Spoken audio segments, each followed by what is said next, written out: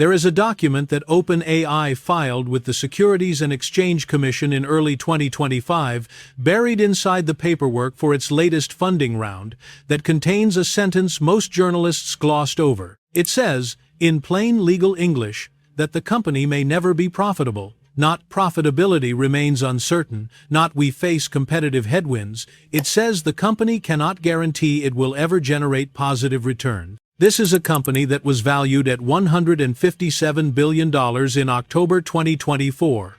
A company that Sam Altman told investors would be generating $100 billion in annual revenue by 2029. A company that has spent the last 2 years telling the world it is building the most transformative technology in human history. And it filed paperwork with federal regulators acknowledging it might lose money forever. That tension between the public narrative and the private math is not a glitch in the OpenAI story. It is the story. If you want to understand where this is going before the rest of the market does, subscribe and turn on notification. This channel exists precisely for moments when the gap between the press release and the balance sheet becomes impossible to ignore. Let's establish the numbers, because they are genuinely hard to process at first. OpenAI's revenues for 2024 came in at approximately $3.7 billion, according to reporting by The Information. That sounds large until you put it next to the costs. The company spent an estimated $8.7 billion in the same period, producing operating losses of roughly $5 billion. Every dollar of revenue cost the company more than $2 to generate. And that ratio is not improving at the pace the investor pitch deck implies, because the single largest cost driver, computing infrastructure, is scaling faster than the customer base. The Wall Street Journal reported in late 2024 that OpenAI's inference costs alone, the expense of running ChatGPT responses at scale, were consuming resources at a rate that made the unit economics of its consumer product structurally negative. You pay $20 a month for ChatGPT Plus. The compute required to serve a heavy user costs more than that. OpenAI has been, in a very literal sense, subsidizing your access to its product with venture capital. This is not a secret. It is not even particularly hidden. It is the kind of arrangement that makes sense at the beginning of a technology cycle, when the bet is that costs will fall and users will multiply, and somewhere in the middle a real business emerges.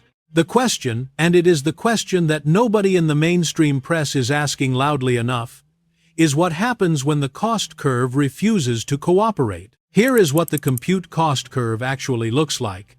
Training GPT-4 reportedly cost over $100 million. The next frontier model will cost more. Frontier AI development operates on a scaling law that has, so far, required exponentially more compute to produce incrementally better results. OpenAI knows this. Sam Altman knows this. He said publicly in late 2024 that the company would need hundreds of billions of dollars in investment over the coming years. Not millions, hundreds of billions. That statement deserves a moment of pause. Hundreds of billions of dollars from a company currently losing $5 billion a year, with no clear path to profitability disclosed to its regulators. And that brings you to Stargate, the joint venture announced in January 2025 with SoftBank, Oracle, and the Trump administration standing in the frame for maximum optics. The headline number was $500 billion in AI infrastructure investment over 4 years. Satoshi Nakamoto could not have written a more perfectly timed piece of fiction. Within days, Bloomberg and Reuters were reporting that of the $500 billion, only $100 billion was committed in any firm sense. And of that $100 billion, the immediate tranche available at launch was closer to $19 billion. Analysts at several institutions noted that SoftBank, one of the lead partners, had a net asset value that made a $500 billion commitment arithmetically puzzling. Altman did not correct the record. He let the $500 billion number run. An extraordinary thing to say about a project announced with $500 billion attached to its name that, in practice, had secured roughly 4 cents on every dollar advertised. The funding situation is where this gets structurally alarming. OpenAI raised $6.6 billion in a funding round that closed in October 2024. That round carried conditions. According to reporting by the Financial Times and The Information, The term sheet included provisions that would convert the investment to debt if OpenAI failed to complete its conversion from a non-profit-controlled structure to a for-profit corporation within a specific time frame. The deadline was roughly 2 years from closing, placing it around late 2026. If that conversion does not happen, investors who put in capital at a $157 billion valuation could potentially claw it back as debt, which would land on a company already burning $5 billion annually. The conversion itself is not a formality. It requires the non-profit board of OpenAI, the entity that technically controls the company and whose mission is the benefit of humanity rather than shareholder returns, to approve transferring meaningful control to a for-profit structure. It requires navigating the Attorneys General of California and Delaware. It requires resolving the ongoing dispute with Elon Musk, who filed a lawsuit in 2024 alleging that OpenAI's shift toward commercialization violated the founding agreement he signed when he donated to the project years ago. That lawsuit is still active. Courts move slowly. The timeline matters because it creates a pressure point. Late 2026 is not distant. It is the kind of deadline that, in the absence of progress, starts to concentrate minds around 18 months before it arrives, and the people inside the building can feel it. OpenAI saw significant departures throughout 2024. Ilya Sutskever, the chief scientist who was arguably the intellectual core of the safety research program, left in May 2024. Mira Murati, the chief technology officer, left in September 2024. John Schulman, one of the original researchers, left in August 2024 to join Anthropic, a direct competitor. Greg Brockman, the president, took an extended leave of absence. These are not peripheral figures. These are the people who built the thing. Altman has consistently framed these departures as natural evolution, as organizations growing and people moving on. What he has not explained is why the departures cluster so tightly, why so many of the people who know the technical reality most intimately chose to leave within a 12-month window, and why several of them went to competitors rather than simply retiring. What nobody asked loudly enough in the coverage of those departures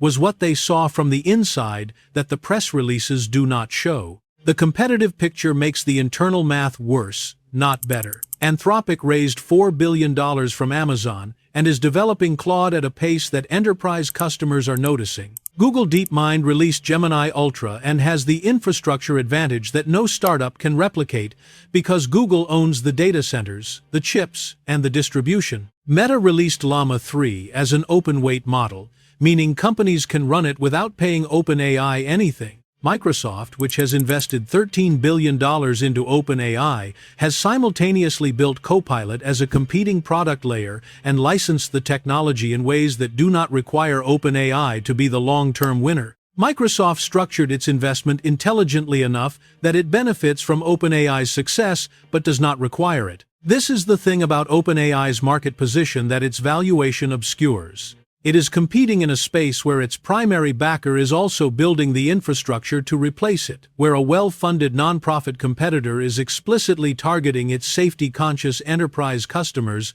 and where the largest tech companies on Earth have concluded that the underlying technology is too important to source exclusively from a third party. The brand is real. ChatGPT has over 300 million weekly active users as of late 2024, according to Altman himself. The product is good. None of that is in dispute. The question is whether brand and product are enough when the cost structure is what it is and the competitive moat is shallower than it appeared 2 years ago. Altman's answer to that question, delivered across dozens of interviews and conference appearances, is essentially, trust the trajectory. The models will get better. The costs will come down, the revenue will follow. He has an extraordinary ability to make this sound not just plausible but inevitable. He is one of the most effective communicators in the technology industry, and that skill has been essential to OpenAI's fundraising. But communication is not a balance sheet, and the investors who put in capital at $157 billion in October 2024 are now watching Altman pursue a for-profit conversion against a legal clock, manage a talent exodus that has accelerated, and defend a market position under pressure from every direction simultaneously. Some of those investors have long time horizons. Some of them do not. The IPO question is where the pressure eventually has to resolve. Altman has said publicly that an OpenAI IPO is not imminent, that the company is focused on its work, that going public is not the priority. This is the standard thing to say before you are ready for an IPO, and after you know you are not yet ready for an IPO. A public market would require OpenAI to disclose financials with a precision and regularity that its current structure does not demand. It would require a prospectus that explains, to retail investors, the unit economics of a product that costs more to operate than it earned. It would require answering, on a quarterly earnings call, why the losses are not shrinking. There is a version of the OpenAI story in which the scaling bets pay off, costs fall, enterprise revenue accelerates, the for-profit conversion closes cleanly, and Altman gets to write a book about how everyone doubted him. That version is not impossible. It just requires every variable to move in the right direction at the right time with a company that has already shown it can lose $5 billion in a single year without the public fully registering what that means. And there is another version, in which the compute costs prove stickier than the models suggest, in which the for-profit conversion drags into litigation, in which the talent departure becomes a capability departure, in which Microsoft eventually decides its interests are better served by a competitor it controls, in which the $157 billion valuation, set at a moment of maximum hype, becomes the number that nobody wants to explain to their limited partners. Sam Altman is not a naive person.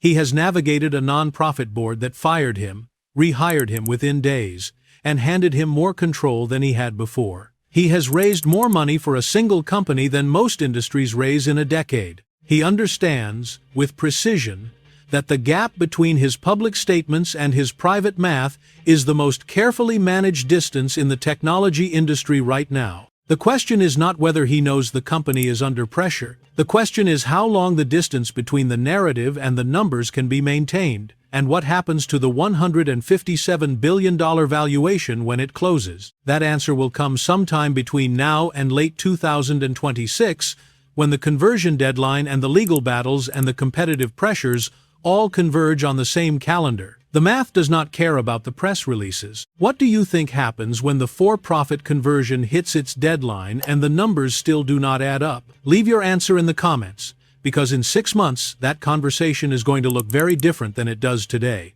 Subscribe and turn on notifications. The next chapter of this story will not announce itself in a press release. The distance between what OpenAI is telling the world and what it filed with federal regulators is not a footnote. It is the entire argument.